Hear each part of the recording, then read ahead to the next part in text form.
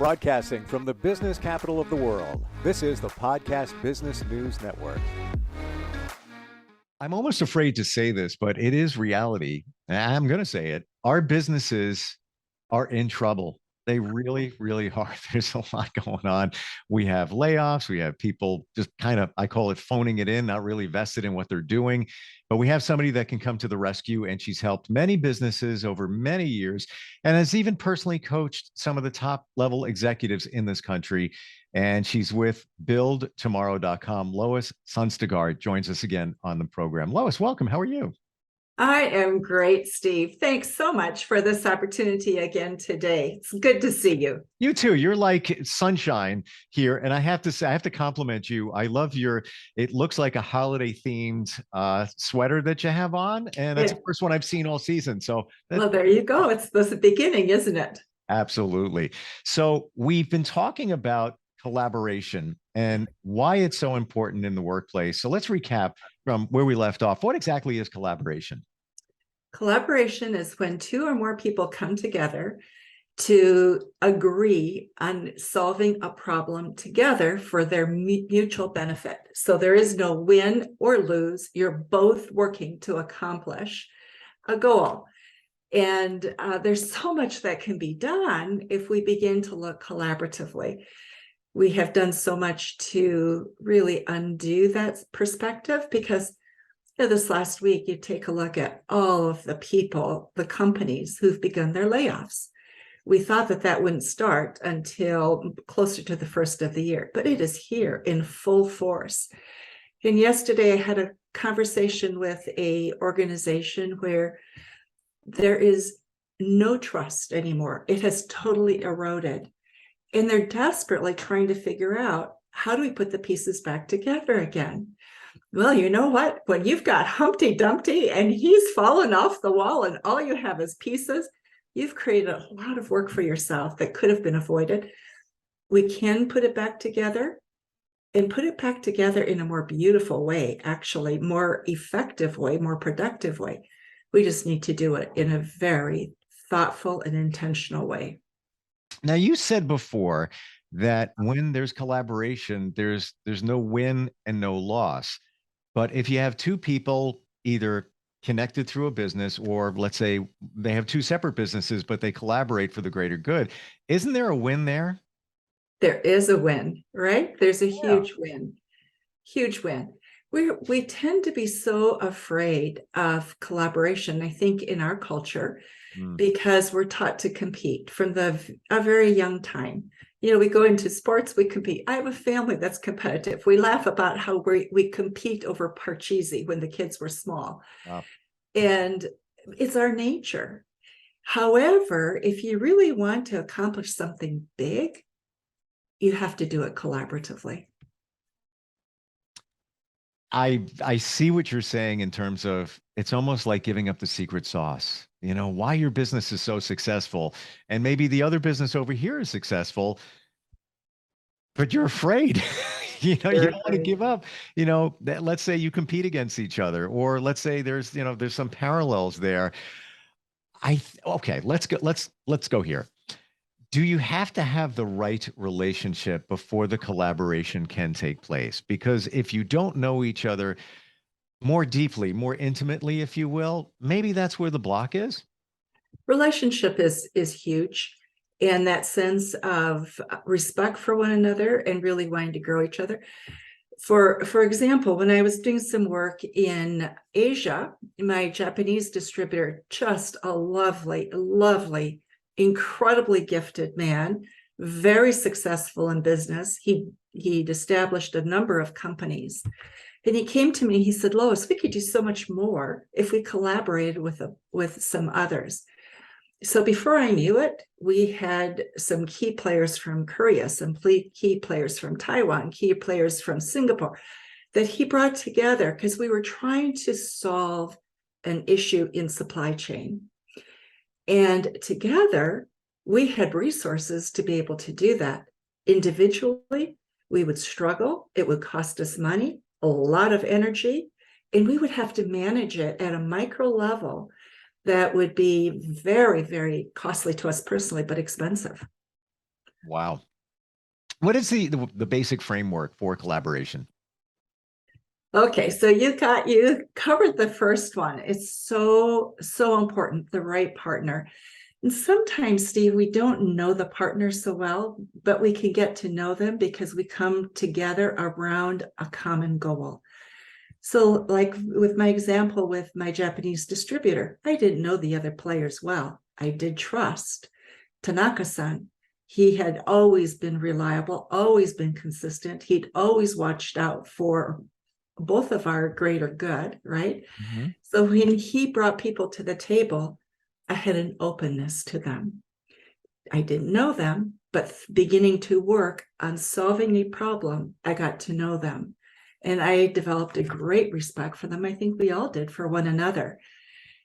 It was our common goal that was the glue. And from that came a deep relationship. It was a long-term perspective. We weren't solving a problem for this month or next month or to meet this dollar goal today. It was for what were we creating. So it's not only having the right people, but it's having people who are in it for the long haul.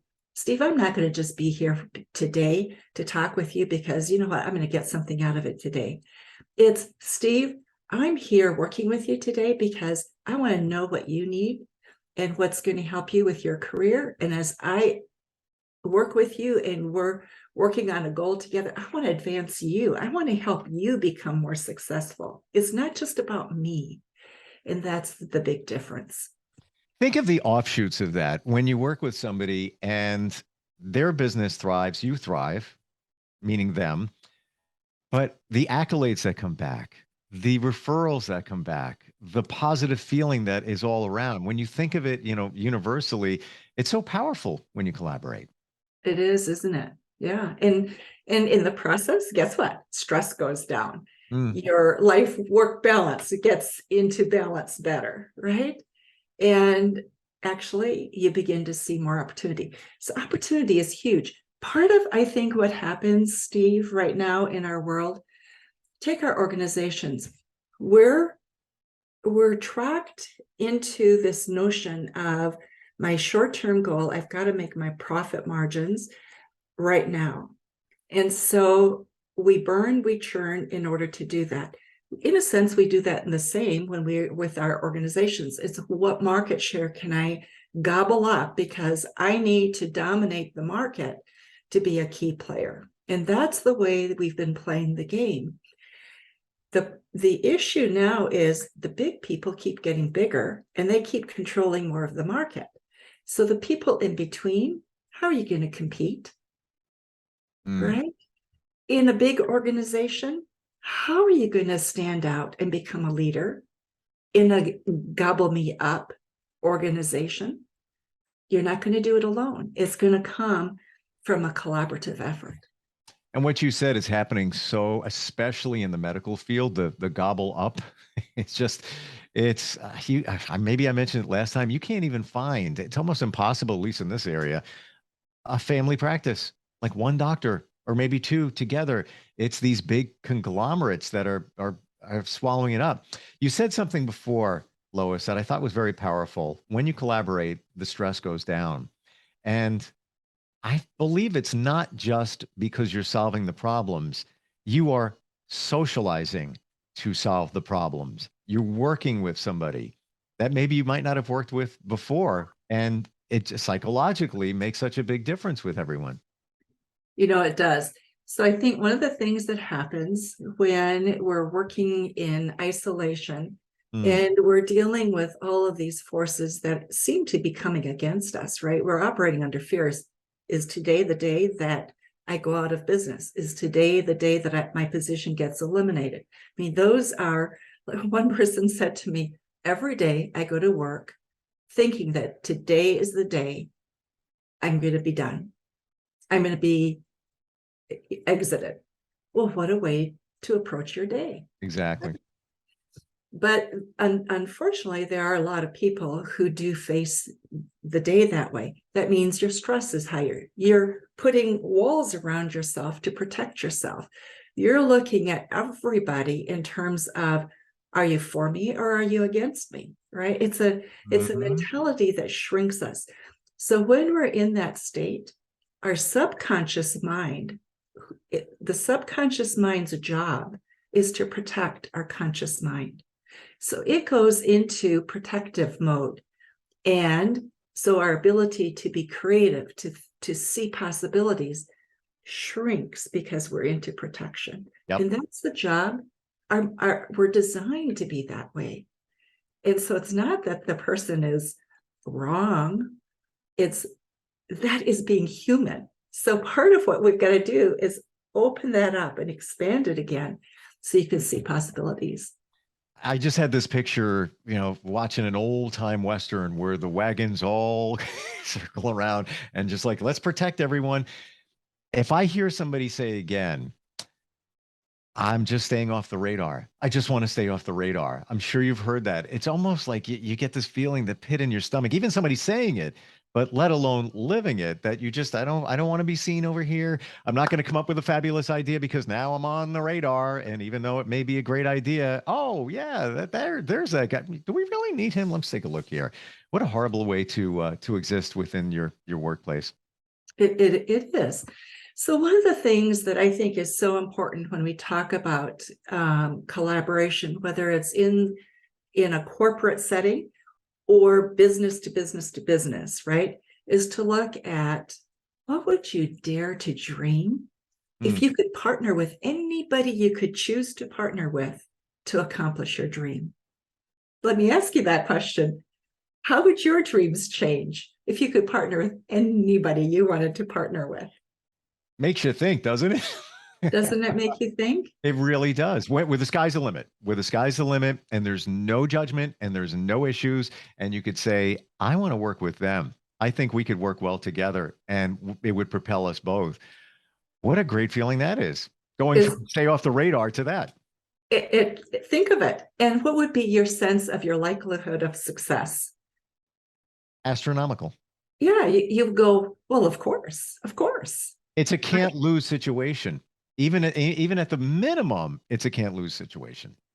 At the very minimum. So, and that's the beauty of collaboration. Instead of becoming less than, we become more than. And as you dream, part of what happens is you begin to look at, okay, I'm experiencing this challenge because of. Now, if I had a partner or somebody that was coming alongside me that knew something about that, I could deal with it. So you begin to look at your challenges in a different way. Simply, where are my gaps? What's keeping me from the likelihood of success? So I find it really helpful. This is just it's a small, easy way, but take a look at each one of those dreams that you have, big or small, and just take a sheet of paper, list them down, and then put next to them a number from 1 to 10, my likelihood of success. And then ask yourself why. If I had a partner for that, what would happen to my likelihood of success? I'm a big proponent of the 10 scale. Isn't it fun? It really works. Yeah, it really works well because it gives you a barometer. It gives you a barometer, right? And it gives you a way of monitoring your own thinking.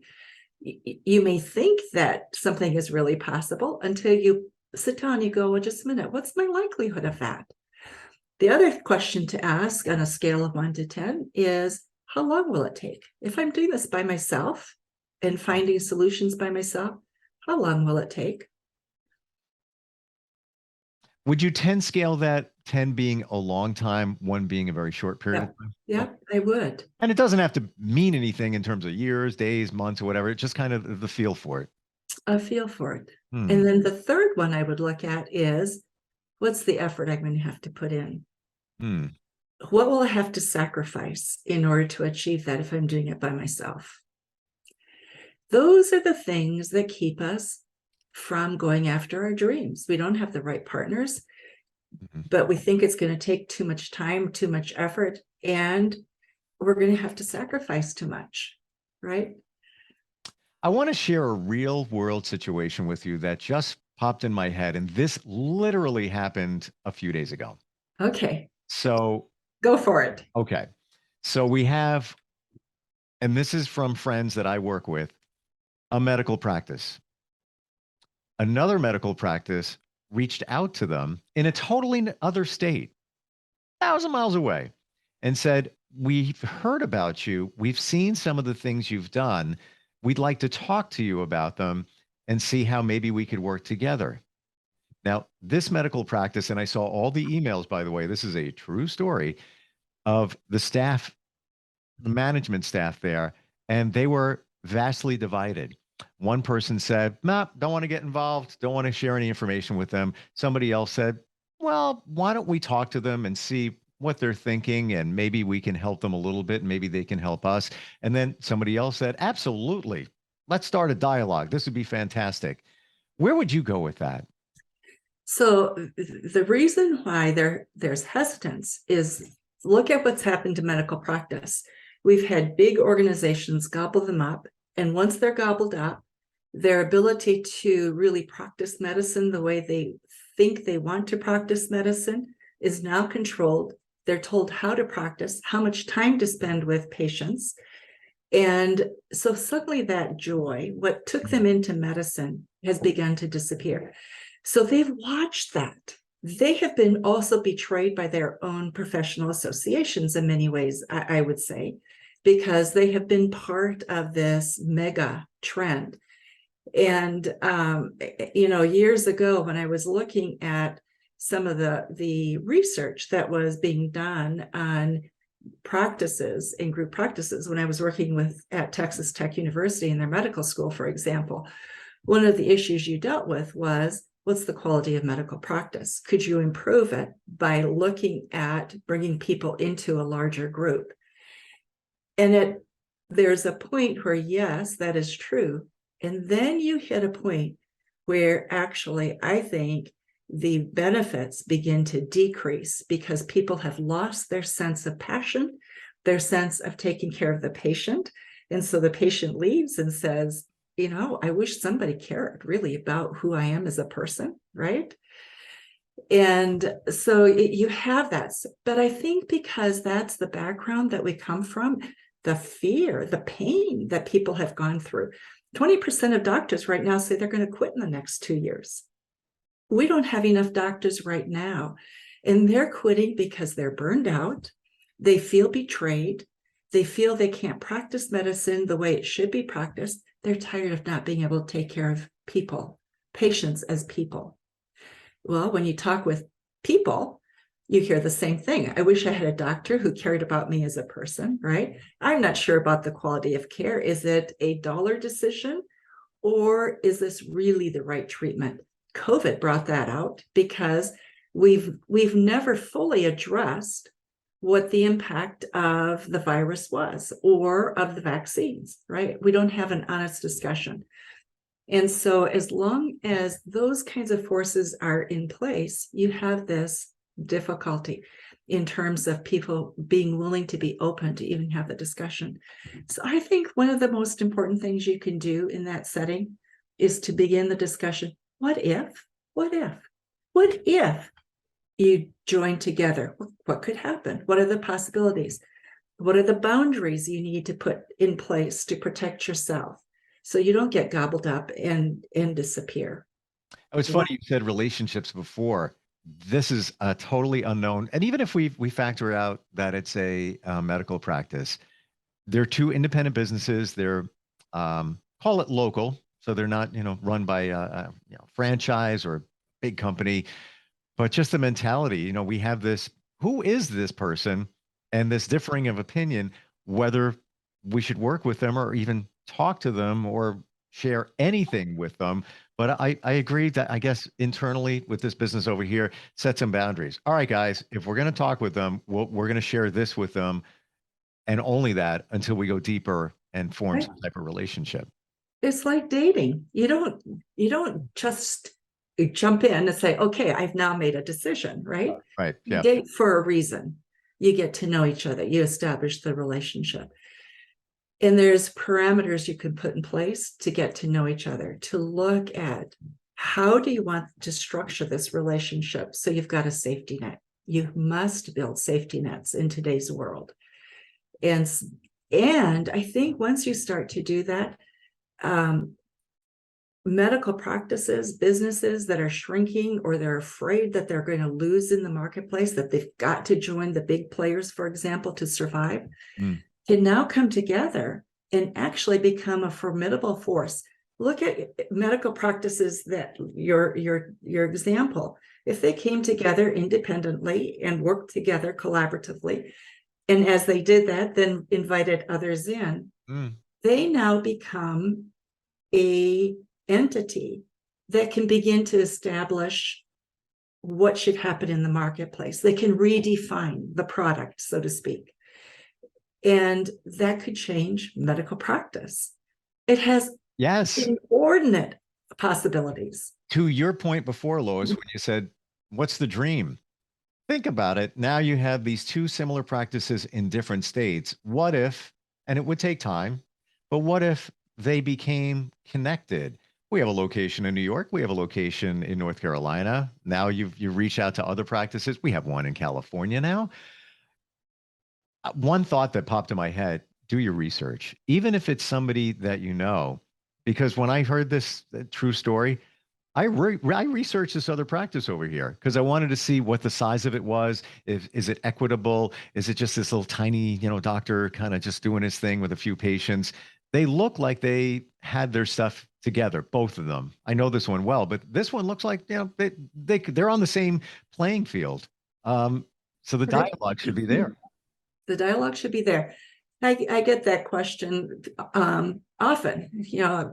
I was talking with a business that had merged. They brought two businesses together in order to make them larger in the marketplace and to be able to be more efficient. The efficiencies of scale is what they were looking for.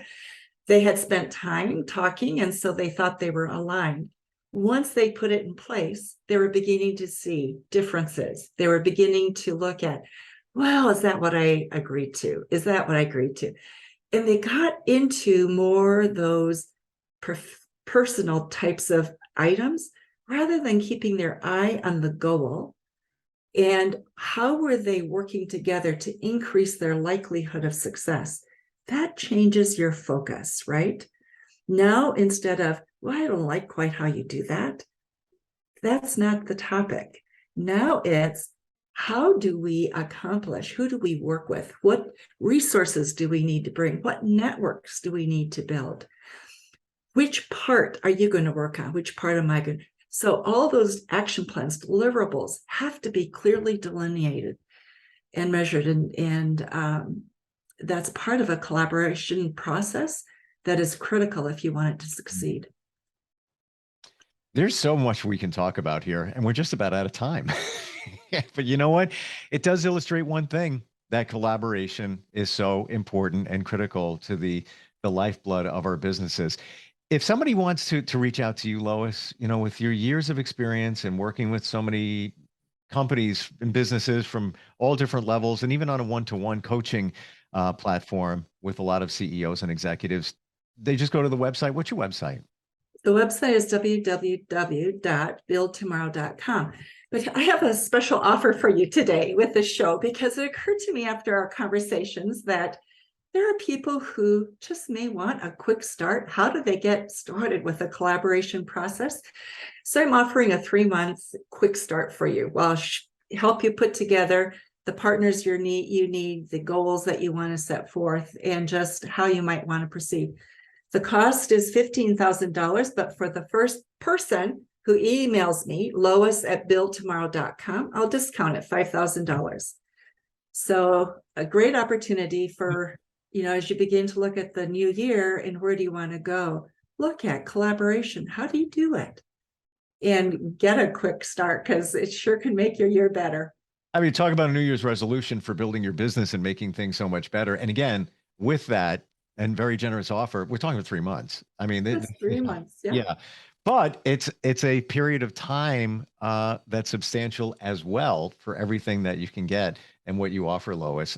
Next time we get together, can we talk about the process? We sure can. Love to. Yeah, a lot there. Go to the website, Build Tomorrow, and that's build number 2morrow, MORROW.com. Lois, always great talking with you. Thank you so much, Steve. Are you looking for even more of the podcasts and hosts that you love? The Podcast Business News Network is proud to announce that you now have even more ways to listen live. Check out the MyTuner Radio, online radio box, and Simple Radio apps on iOS and Android, or find us online. Search for Business News Network on mytuner-radio.com, or search Podcast Business News Network on streama.com and onlineradiobox.com/US. Take your podcast on the go and don't miss a minute of the action.